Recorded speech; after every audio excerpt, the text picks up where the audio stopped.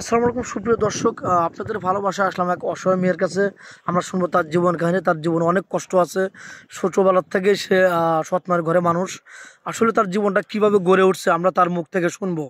আমরা কিছু না বলি, আমি তার মুখ থেকে কিছু কাহিনী শুনি। বলো তোমার জীবন কাহিনীটা, তোমার নাম পরিচয় প্রথম। আমার নাম সাথী। দেশের বাড়ি জামালপুর। অনেক ছোট থেকেই কষ্ট পেয়ে মানুষ হয়েছি।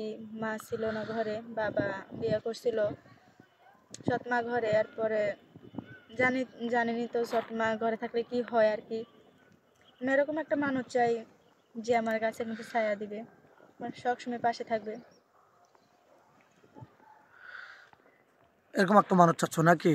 জি যাক, তুমি এরকম একটা মানুষ চাচ্ছ যে তোমাকে বট গাছের মতো আগলে রাখবে। জি তুমি তাকে ভালোবাসবে, সে তোমাকে ভালোবাসবে। তুমি একটা কষ্টের মানুষ, তোমাকে যেন ভবিষ্যতে কষ্ট না পেতে হয়, এরকমটা তো।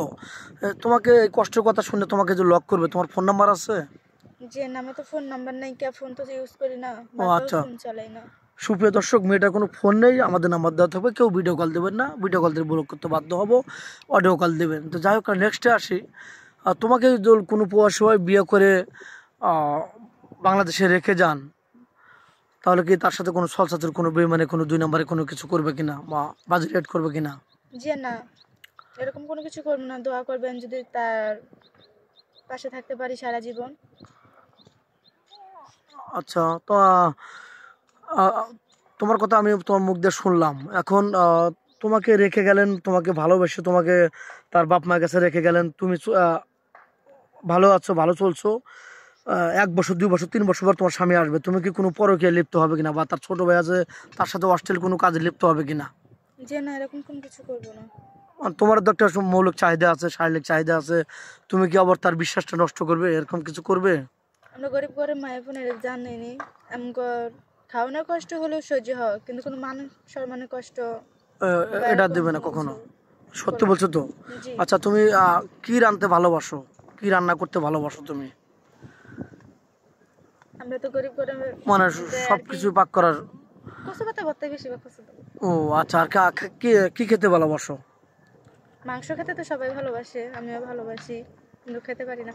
ও মানে কষ্টে, মানে গরিব ঘরের সন্তানের জন্য কষ্ট, মানে মনের হ্যাঁ, ভিতরে শুনতেই কষ্ট পারি জাগে। মাছ মাংস ডিম এগুলা অনেক রকমের খাওয়ার কথা শুনতে পারি, কিন্তু আমার গরিব ঘরে মা এখন নাই দেখা বা ওরকম খাইতে পারি না।